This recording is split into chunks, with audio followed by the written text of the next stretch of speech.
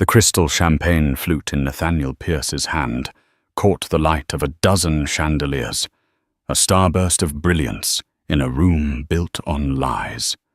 He was toasting his future, his gaze locked on the sultry blonde beside him, a woman who was not his wife. Across the grand ballroom, the city's elite watched whispering behind their hands. What Nathaniel didn't know was that his wife Josephine, 6 months pregnant with his heir, was watching from the wings of the stage. And she wasn't just a guest tonight. She was about to be introduced as the new chairwoman of the very foundation he was trying to impress. The applause was for him. The power was all hers. The air in the back of the Bentley was a sterile, climate-controlled silence, a stark contrast to the storm brewing inside Josephine Davenport Pierce. Her hand rested instinctively on the gentle swell of her belly, a small, solid anchor in the churning sea of her emotions. Outside, the rain-slicked streets of Manhattan glittered like a river of scattered diamonds. A view that once filled her with a sense of belonging, but now felt alienating cold. She was on her way to the 15th annual Starlight Children's Foundation Gala, the crown jewel of New York's philanthropic season, an event her family had championed for 3 generations. Tonight, however, it felt less like a homecoming and more like walking into a meticulously set trap. For the past 4 months, her husband, Nathaniel Pierce, had been a ghost in their Fifth Avenue penthouse. He was a man made of late-night arrivals that smelled of a perfume not her own, a cloying, musky scent she'd identified as black orchid, and early morning departures before the sun had a chance to expose the lies from the night before. He'd become an expert in plausible deniability. The long hours were for the Japanese merger, a deal that would supposedly cement his legacy. The weekend trips were for investor meetings in Geneva. The hushed phone calls he took on the terrace were with legal counsel. Nathaniel was a titan of tech, a self-made millionaire who had clawed his way up from a background so unremarkable he refused to speak of it. He had the kind of ruthless ambition that both fascinated and terrified the old money establishment. He'd pursued Josephine with that same relentless focus, seeing in her not just a woman he desired, but a dynasty. The Davenport name was a key one that opened doors his billions couldn't. For a time, she believed his affection was genuine. He was charming, attentive, and made her feel like the center of a universe he was building just for them. Now that universe felt like a gilded cage. The signs had been subtle at first. A credit card statement she'd seen by accident listing extravagant purchases from Cartier and La Perla gifts she had never received. A stray blonde hair on the cashmere throw of his private jet. Whispers from her circle of friends couched in concerned questions. "Is everything all right, Josie? We haven't seen you and Nate out together in ages." The final brutal confirmation had come not from a private investigator, but from the vapid, glossy pages of a gossip blog. A grainy photo taken with a long lens showed Nathaniel on a yacht in St. Bart's, his arm draped possessively around a willowy blonde. Her name, the article gleefully reported, was Chloe Decker, a 24-year-old Instagram model and aspiring actress whose primary talent seemed to be attaching herself to powerful men. The caption read, "Tech mogul Nate Pierce warms up with a new model in the Caribbean sun." Josephine had stared at the image on her tablet until it blurred through her tears. It wasn't just the betrayal that cut so deeply. It was the public nature of it, the sheer arrogant carelessness. He wasn't even trying to hide it.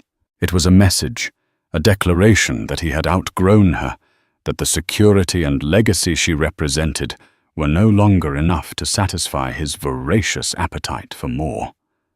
Her first instinct was to shatter something. Her second was to call her father Robert Davenport. He listened to her choked sobs without interruption, his silence a comforting, solid presence over the phone line. When she was finished, his voice was calm, but with an underlying edge of steel that had made corporate raiders tremble. "Josephine," he said, "you will not give him the satisfaction of a public breakdown. You are a Davenport. We do not crumble. We consolidate, we strategize, and we win. The gala is tonight. You know what you have to do." He was right. Crying in her penthouse would achieve nothing. The plan they had been formulating for the past 2 weeks, a contingency she had prayed she would never have to use, was now her only path forward. It was a plan born of quiet strength and devastating precision. The Bentley pulled up to the curb in front of Cipriani Wall Street. The grand columned facade was illuminated in sapphire blue light. Photographers swarmed the red carpet, their flashes creating a stroboscopic, disorienting effect. Josephine took a deep, steadying breath, the cool air filling her lungs. Her driver, a man who had been with her family for 30 years, opened her door. "Mrs. Pierce," he said, his voice soft with unspoken sympathy. She gave him a small, determined smile. "It's Miss Davenport tonight, Thomas. Just for tonight." She stepped out of the car. She wore a bespoke gown of deep emerald silk that fell gracefully over her pregnant form, a color that accentuated the feu in her auburn hair and the fierce resolve in her green eyes. She didn't wear the ostentatious 20-carat diamond Nathaniel had given her. Instead, on her hand was a single magnificent emerald ring that had belonged to her grandmother, a symbol of Davenport matriarchal strength. She paused for the cameras, her expression serene, regal. She was not a victim. She was the calm at the center of a hurricane she was about to unleash. Inside the ballroom was a breathtaking spectacle of power and wealth.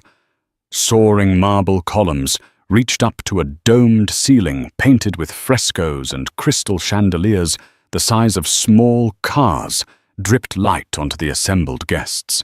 The air hummed with the murmur of 1,000 conversations, the clinking of glasses, and the soft strains of a string quartet. This was Josephine's world, a world of hushed influence and unspoken rules, a world Nathaniel had so desperately wanted to conquer. She moved through the crowd with an easy grace, greeting fellow board members, old family friends, and city dignitaries. Each smile she offered was genuine, yet guarded. They saw Josephine Davenport, the elegant, pregnant heiress, the perfect hostess. They saw nothing of the shattered woman beneath the silk armor. She exchanged pleasantries with a U.S. senator and discussed a new pediatric wing with the CEO of Mount Sinai. She was performing the role she was born to, a dance of diplomacy and charm she had mastered before she could walk. Her eyes scanned the room, a predator's sweep masked by social grace. And then she saw them. Nathaniel stood near the towering ice sculpture of a swan, a glass of whiskey in his hand. He was laughing that deep, booming laugh that had once captivated her. Now it sounded hollow and grating. And beside him, clinging to his arm like a designer accessory, was Chloe Decker. Chloe was everything Josephine was not. Where Josephine was classic elegance, Chloe was overt, almost vulgar sensuality. She was poured into a shimmering gold dress that left little to the imagination, her platinum blonde hair styled in a way that screamed for attention. She gazed up at Nathaniel with a look of pure adoration, but her eyes darted around the room, cataloguing every important face drinking in the wealth and power that surrounded her. She wasn't in love. She was auditioning, a wave of nausea sharper than any morning sickness she had experienced washed over Josephine. To bring her here, to this event. The Starlight Gala wasn't just another charity function. It was the heart of the Davenport family's legacy. It was a sanctuary of hope built by her grandmother to honor a child she had lost. For Nathaniel to desecrate this space with his tawdry affair was an act of profound disrespect, a calculated strike against everything she held sacred. Whispers followed the couple like a trail of smoke. Heads turned, eyes widened. Old money matrons fanned themselves with their programs, their faces masks of delicious scandal. They pitied Josephine, but they were also thrilled by the drama. This was better than Broadway. Nathaniel finally spotted Josephine across the room. For a fleeting moment, a flicker of something guilt-surprise crossed his face. He hadn't expected her to come. In his arrogance, he likely assumed she would be at home weeping into her pillow. He disentangled himself from Chloe murmuring something in her ear and began to make his way towards his wife. "Josie." He began, his voice a low, placating hum as he reached her. "I'm glad you made it. I was worried you weren't feeling up to it."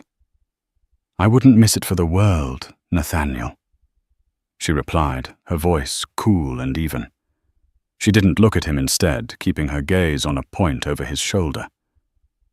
"It's a very important night for my family." She emphasized the word, my. He had the decency to look uncomfortable. "Listen about—" He gestured vaguely back towards Chloe, who was now pretending to be fascinated by the ice sculpture. "It's not what it looks like. She's the daughter of a business associate, a potential investor. I'm just being hospitable." The lie was so bald-faced, so insulting in its lack of effort, that Josephine almost laughed. He thought she was a fool. After all this time, he still believed she was the naive, trusting girl he had married, not the woman who had spent a lifetime watching men like him operate. "Is that so?" she said, finally meeting his eyes. Her gaze was flat, devoid of the warmth he was used to. "Then you won't mind if I don't ask you to join me at the head table.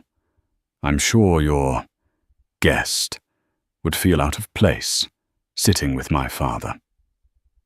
Before he could respond, her father, Robert Davenport, appeared at her side.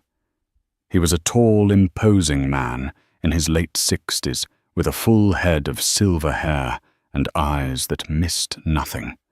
He completely ignored Nathaniel, placing a protective hand on his daughter's arm. "Josephine, my dear, Senator Thompson is asking for you," he said, his voice a calm counterpoint to the tension radiating from Nathaniel. He then turned his head slowly, his gaze falling upon Nathaniel with the force of a physical blow. He didn't say a word. He didn't have to. The look of pure, unadulterated contempt was enough. As Robert led Josephine away, she allowed herself one last glance over her shoulder. She saw Nathaniel standing alone, his face a thunderous mask of fury and humiliation. He had wanted to make a statement tonight, to show this world that he was his own man, bound by no one. And in a way, he had succeeded. He had just made the wrong statement to the wrong people. He retreated back to Chloe's side, his posture rigid, grabbing 2 glasses of champagne from a passing waiter and handing one to her. He was doubling down. It was a fatal miscalculation. The first act of the evening was over. The players were in position. Now all Josephine had to do was wait for his cue. The evening progressed with the clockwork precision of all Davenport-hosted events. The dinner service was flawless. The speeches from the hospital beneficiaries were heartwarming, and the silent auction was raising astronomical sums. From her seat at the head table nestled between her father and the mayor of New York, Josephine played her part to perfection. She smiled, she applauded, she made gracious conversation. All the while she was acutely aware of Nathaniel and Chloe at a table across the room, sponsored by his tech company, Pierce Innovations. They were putting on a show. Chloe laughed a little too loudly, her hand constantly finding its way to Nathaniel's arm or shoulder. Nathaniel, for his part, leaned into her, whispering in her ear, creating a bubble of intimacy in the cavernous ballroom. He was performing defiance, trying to project an image of a man unbothered a king holding court. But Josephine could see the tightness in his jaw, the way his eyes kept flicking towards the head table. He was rattled. He was used to being the one in control, and for the first time in a long time, he felt the ground shifting beneath his feet. Then came the part of the evening reserved for major donors. The gala's master of ceremonies, a well-known news anchor, took the stage. "Ladies and gentlemen," he boomed, his voice resonating through the hall, "tonight we have been blessed with incredible generosity, and one of our most significant patrons this year is a man whose name is synonymous with innovation and forward-thinking, the CEO of Pierce Innovations, Mr. Nathaniel Pierce." A polite but strained applause rippled through the room. Nathaniel stood up, straightening his bespoke Tom Ford tuxedo. He gave Chloe's hand a squeeze before striding towards the stage, the spotlight following him. He was in his element now, the center of attention. Josephine felt her heart begin to pound, a frantic drum against her ribs. This was it. Nathaniel took the microphone, a confident, predatory smile on his face. He started with the expected platitudes, thanking the foundation, praising the doctors, and talking about the importance of investing in the future. He was a gifted public speaker, his words weaving a spell of corporate responsibility and heartfelt philanthropy. "We build skyscrapers of steel and glass," he said, his voice resonating with passion. "We write code that connects the globe, but none of it matters if we don't build a foundation of hope for our children. That's what the Starlight Foundation does. It builds hope." The crowd was warming too. He was winning them over. Josephine watched her expression unreadable. Her father placed a reassuring hand over hers on the table. Nathaniel was nearing the end of his speech. "And so as we look to the future, we must embrace new beginnings. We must have the courage to shed the past, to let go of what holds us back, and to invest in the brilliant, dazzling possibilities that lie just ahead." His eyes left the general audience and scanned the room until they found Chloe. He locked his gaze with hers. The entire room seemed to hold its collective breath. Everyone who had seen the gossip blogs, everyone who had been whispering all night, knew what was happening. This was no longer a speech about charity. It was a declaration. A waiter brought him a glass of champagne on stage. He raised it high. "So I ask you all to join me," he proclaimed, his voice ringing with triumph. "Raise a glass with me to a future that shines brighter than we ever imagined, to new and brilliant partnerships, to building a legacy that will truly last, to the future." As he finished, he didn't look at his wife. He didn't look at the esteemed guests at the head table. He looked directly at Chloe Decker, a private, intimate smile playing on his lips. It was the most public act of infidelity Josephine had ever witnessed. It was a toast to his mistress in a room full of his wife's family and friends at an event honoring her family's legacy. He had just detonated a bomb in the middle of his own life, and he was smiling, thinking he was the only one who would walk away from the blast. The applause was scattered, uncertain. The meaning of his words, of his pointed gaze, hung in the air thick and suffocating. The scandal was no longer a whisper. It was a confirmed, undeniable fact, served up on a silver platter for all of New York society to consume. Nathaniel, basking in what he believed was his moment of victory, walked off the stage. He didn't see the look on Robert Davenport's face, a look of cold, murderous rage. He didn't see the pitying glances being sent toward the head table. And most importantly, he didn't see the terrifyingly calm, almost serene expression that had settled over his wife. He thought he had just ended a chapter. He had no idea she was about to burn the entire book. As Nathaniel returned to his table, greeted by a beaming Chloe, who kissed him with theatrical passion, a profound stillness settled over Josephine. The roaring in her ears subsided. The frantic pounding of her heart slowed to a steady, resolute rhythm. The pain was still there, a white-hot ember deep in her chest, but it was being rapidly cooled by something else, an icy, crystalline certainty. He had given her the gift of clarity. There were no more doubts, no more hopes for reconciliation, no more wondering if she was misreading the signs. He had shown her and the entire world exactly who he was, and in doing so, he had freed her. She turned to her father. His face was a mask of controlled fury. His knuckles were white where he gripped his water glass. "Are you ready, my dear?" he asked, his voice a low rumble. Josephine met his gaze, and in her eyes he saw not the fragility of a heart-broken daughter, but the reflection of his own iron will. "More than ready," she said, her voice clear and without a tremor. "He just wrote the introduction to my speech for me." She excused herself from the table, needing a moment alone before the maelstrom. She didn't retreat to the powder room, where she would be met with sympathetic whispers and cloying pity. Instead, she walked with purpose towards the backstage area, her emerald gown flowing behind her. A stagehand headset on moved to stop her, but faltered when he saw the look on her face. She found a small, dark alcove behind a stack of equipment cases. The sounds of the gala were muffled here, a distant, surreal hum. Leaning against the cool brick wall, she closed her eyes and took a deep breath, focusing on the tiny life inside her. This was no longer just about her own pain or pride. This was about the future of her child, a future she would not allow to be shaped by a man of such casual cruelty and profound weakness.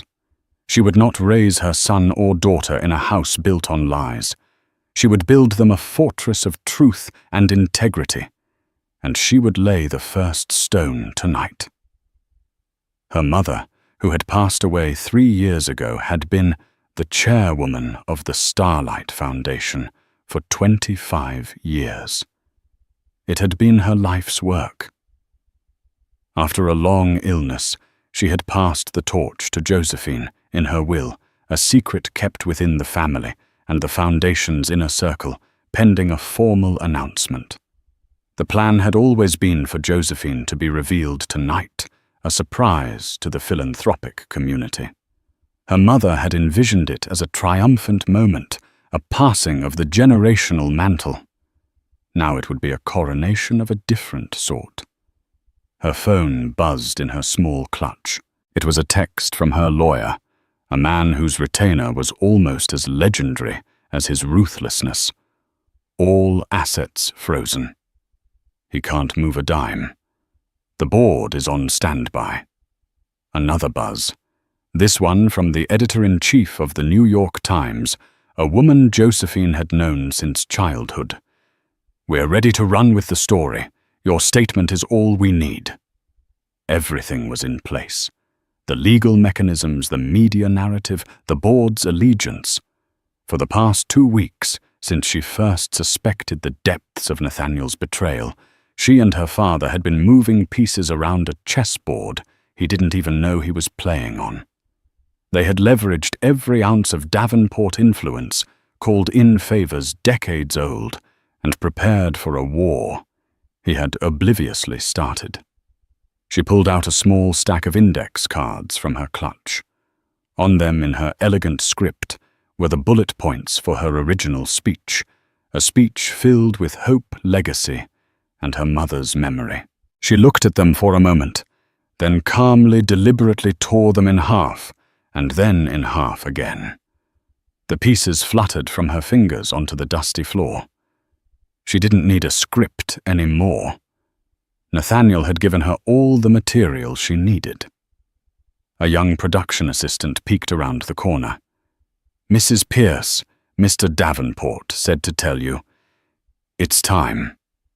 Josephine straightened up, smoothing the front of her gown over her belly. She felt the baby kick a small, reassuring flutter. A slow, genuine smile touched her lips for the first time that night. It was a smile of pure, unadulterated power. She walked from the shadows of the wings towards the stage, her posture perfect, her head held high. The stillness was over. The storm was about to break. The news anchor returned to the podium, a broad, professional smile plastered on his face, belying the electric tension that had seized the room. The air was thick with it. Guests were no longer talking amongst themselves. They were watching, waiting.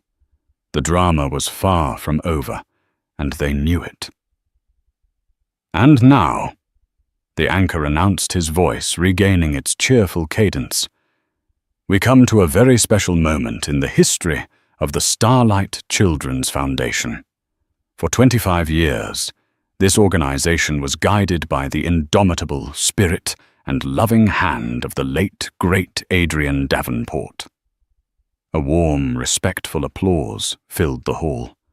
A large photo of Josephine's mother, elegant and smiling, appeared on the giant screens flanking the stage. Josephine watched from the wings, a pang of love and grief mixing with her cold resolve. "Her legacy is immeasurable," the anchor continued, "and for the past few months, the question of who could possibly fill her shoes has been on everyone's mind. Tonight, it is my distinct honor to announce that the Board of Directors has unanimously elected a new chairwoman to lead the foundation into the next generation.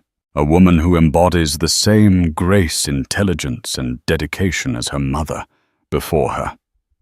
At his table, Nathaniel Pierce leaned back, a smirk on his face. He whispered something to Chloe, who giggled. He assumed this was some elderly board member, a placeholder. The Davenport legacy in his mind was a relic. He was the future. Josephine took one final deep breath and stepped into the light. "Ladies and gentlemen," the anchor boomed, his voice swelling with importance, "please join me in welcoming the new chairwoman of the Starlight Children's Foundation, Mrs. Josephine Davenport Pierce." A single powerful spotlight hit Josephine as she emerged from the wings. For a full 3 seconds, there was absolute stunned silence. The only sound was the faint hum of the air conditioning.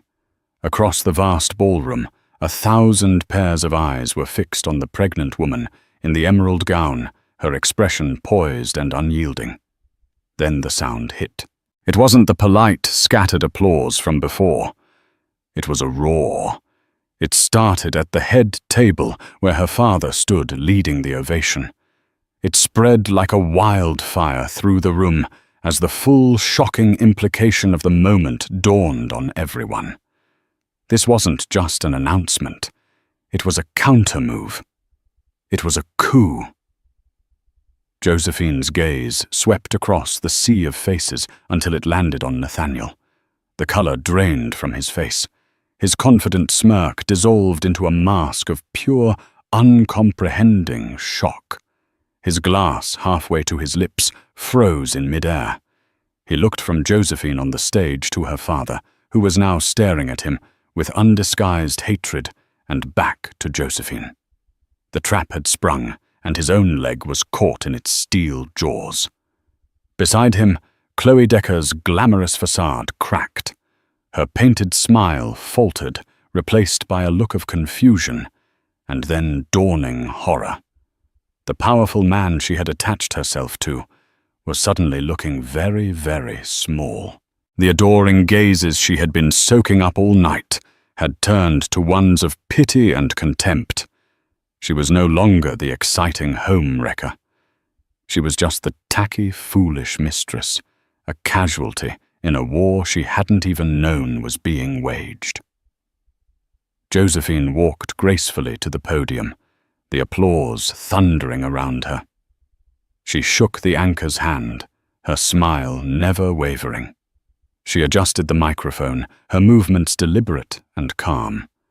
The applause slowly died down, replaced by a silence so absolute, so heavy with anticipation, that a dropped pin would have sounded like a gunshot. Every single person in that room understood. The wife had just taken the stage, and the real show was about to begin. Josephine looked out at the silent, expectant crowd, her gaze calm and steady. She did not look at her husband. To look at him would be to acknowledge him, and he had ceased to exist in her world. He was now merely a problem to be managed, a piece to be swept from the board. "Thank you," she began, her voice resonating with a quiet authority that commanded the room's full attention. It was her mother's voice, imbued with her own steely resolve. "Thank you all. I am deeply honored and humbled to accept the position of chairwoman for the Starlight Children's Foundation, an organization that has been the heart and soul of my family for as long as I can remember." She paused, letting the weight of her lineage settle over the audience. "My mother, Adrienne Davenport, built this foundation on a simple but unshakable principle that our first and most sacred duty is to protect the vulnerable. She believed in integrity in legacy and in the strength of family. Not just the family we are born into, but the family we build around us, a community bound by trust, loyalty, and a shared moral compass." Every word was a perfectly aimed dart. Trust, loyalty, moral compass. The subtext was so clear it was practically text. The air grew colder. "As I step into this role," she continued, her hand gently resting on her belly, "I do so with an eye toward the future. A future for the children we serve, and a future for my own child. It is a future that must be built upon the same solid bedrock of principles my mother established. There is no room for compromise. There is no place for those whose actions undermine the very values we profess to uphold." She picked up a sheet of paper from the podium. It was not her torn speech. It was a legal document. "To that end, my first act as chairwoman, approved unanimously by the board of directors this afternoon, is to introduce a new addendum to our bylaws. It will be known as the Davenport Integrity Covenant. This covenant establishes a morality clause for all board members and major patrons of this foundation." A collective gasp went through the room. Nathaniel, who sat on the board as part of his marriage into the family, finally moved. He looked as if he had been turned to stone and was only now thawing, a look of pure panic in his eyes. "This covenant states," Josephine read her voice, ringing with the clarity of a judge passing sentence, "that any individual whose public conduct brings dishonor or disrepute upon the foundation who engages in acts of moral turpitude that conflict with our mission to support children and families will be subject to immediate and permanent removal from the board and all associated committees. Their funding will be returned, and their name will be stricken from our donor rolls." She placed the paper down and looked out at the audience once more. "There will be no exceptions.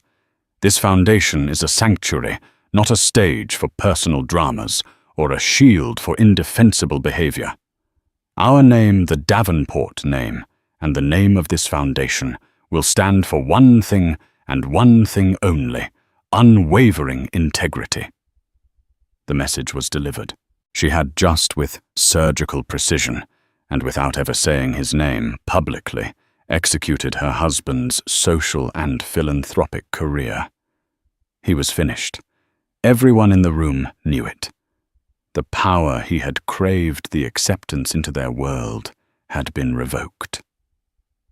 Then she delivered the final personal blow.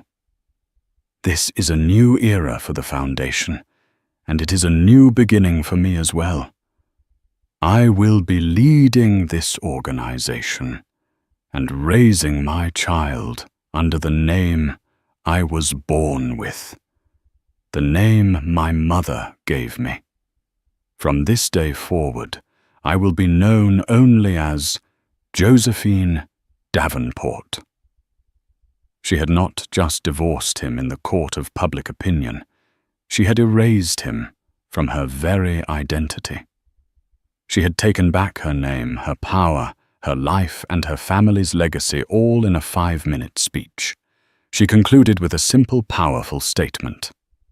Thank you. And now let us rededicate ourselves to the important work of helping the children.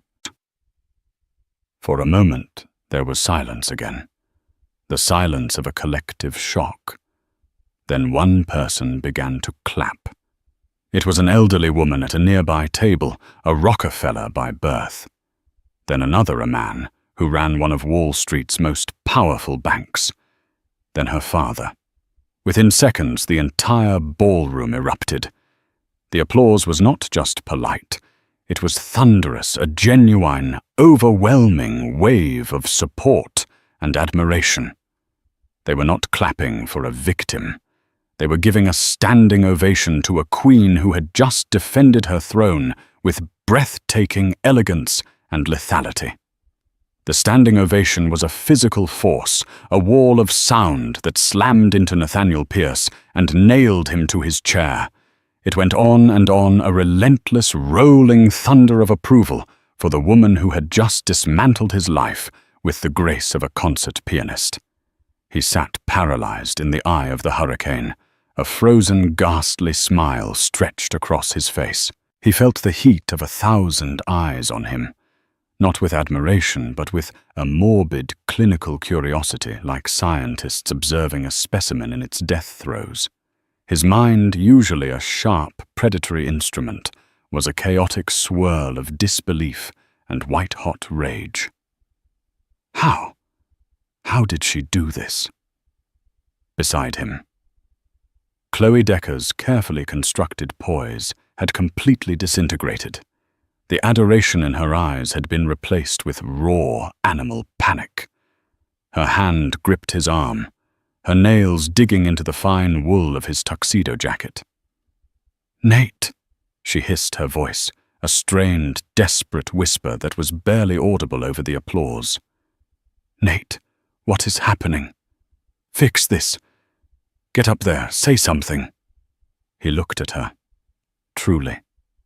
Looked at her, and saw not a glamorous partner, but a terrified girl who had bet on the wrong horse.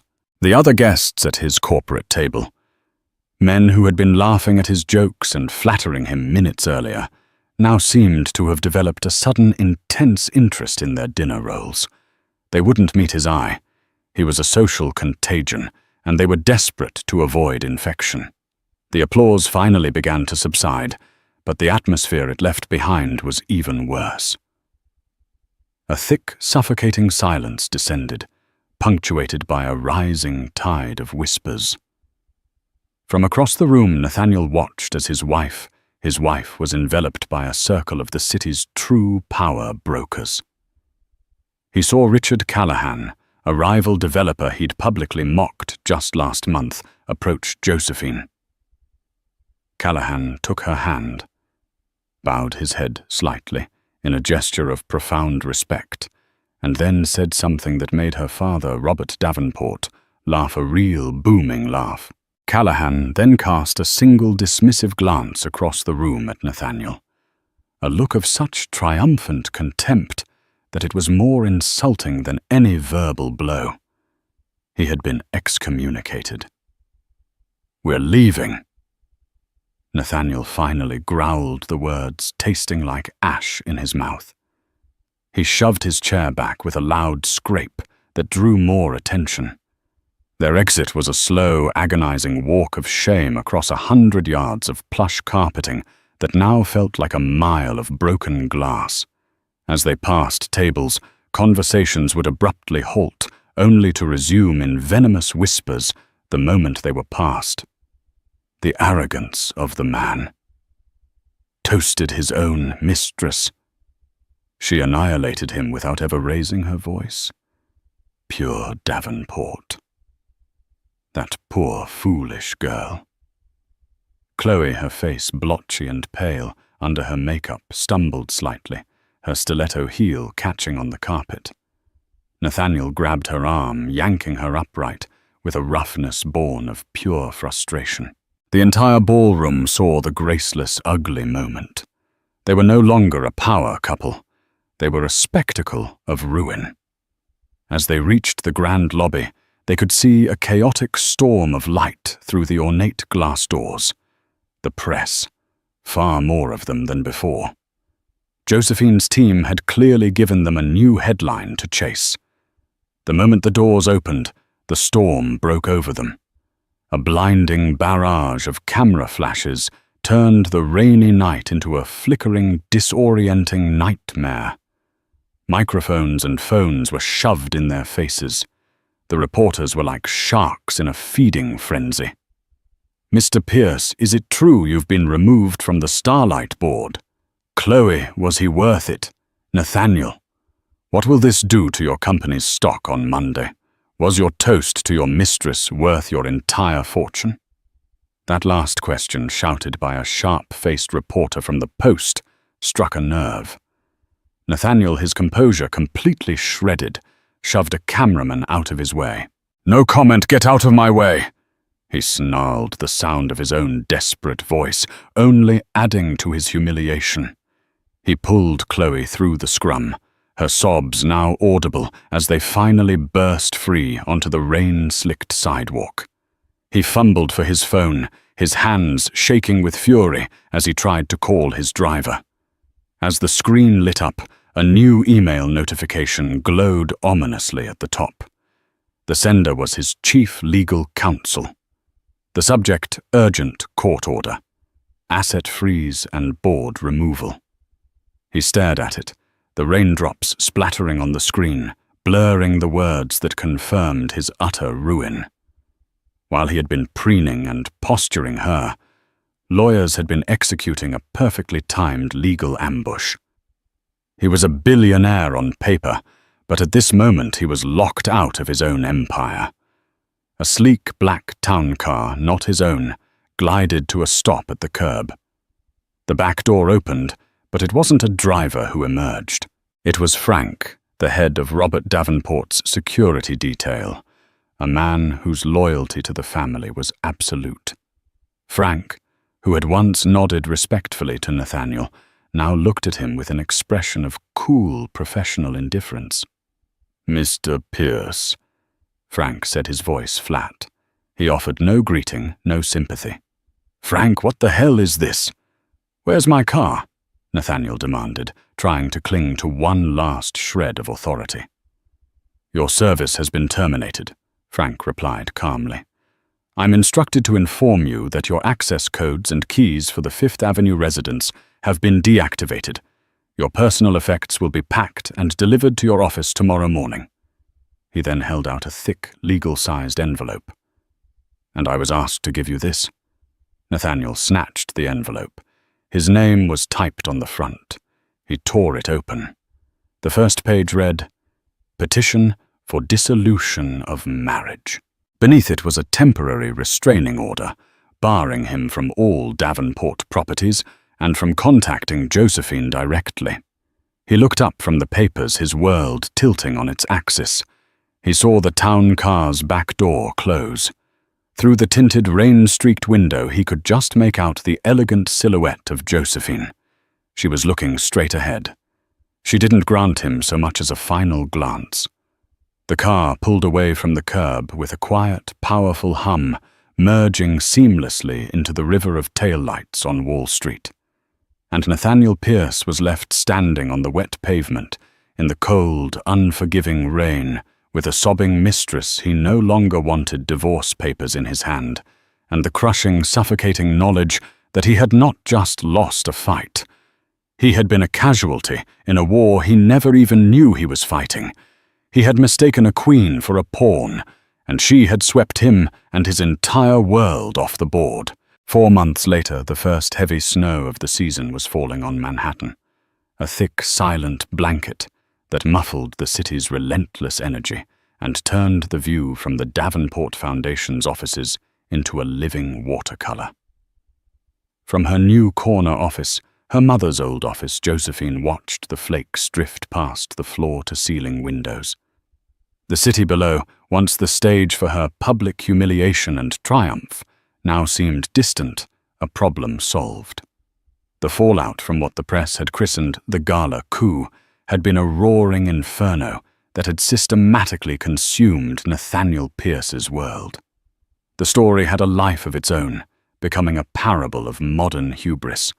Nathaniel, the self-made titan, was now the poster child for catastrophic miscalculation.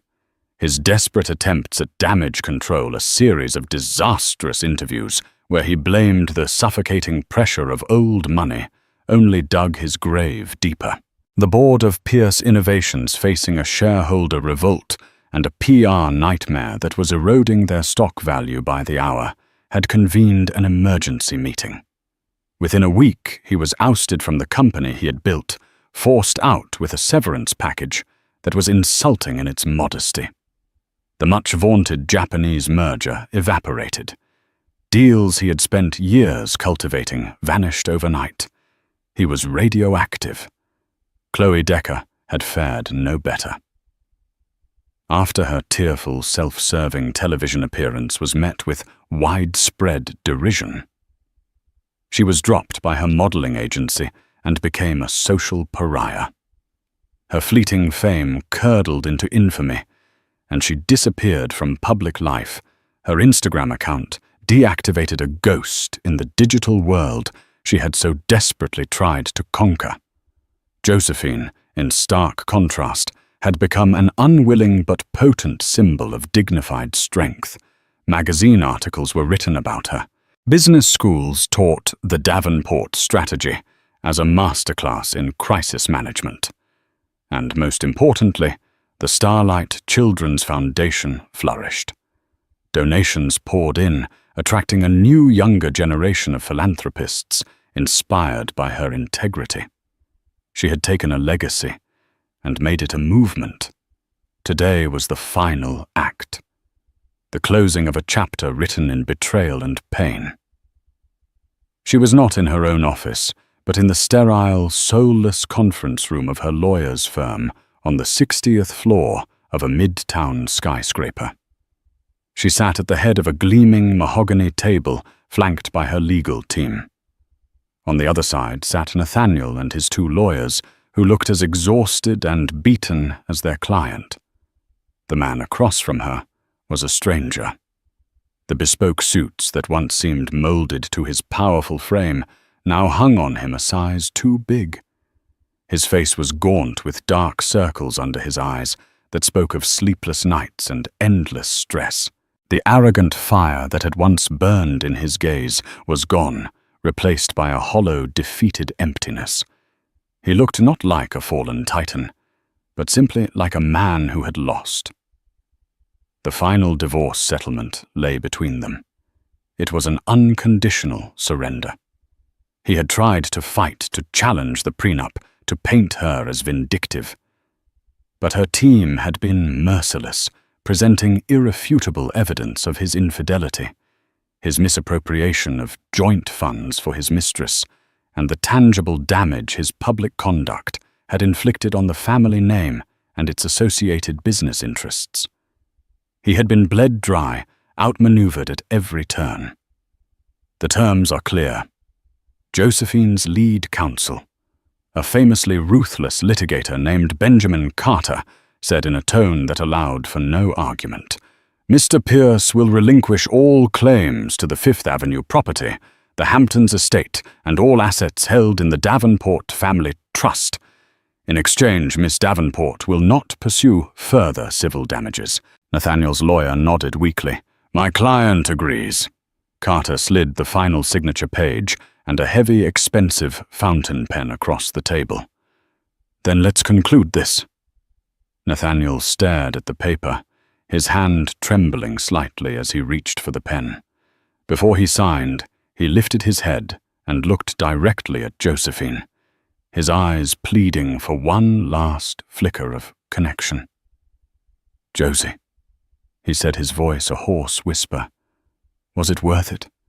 To burn everything to the ground like this? Everything we had?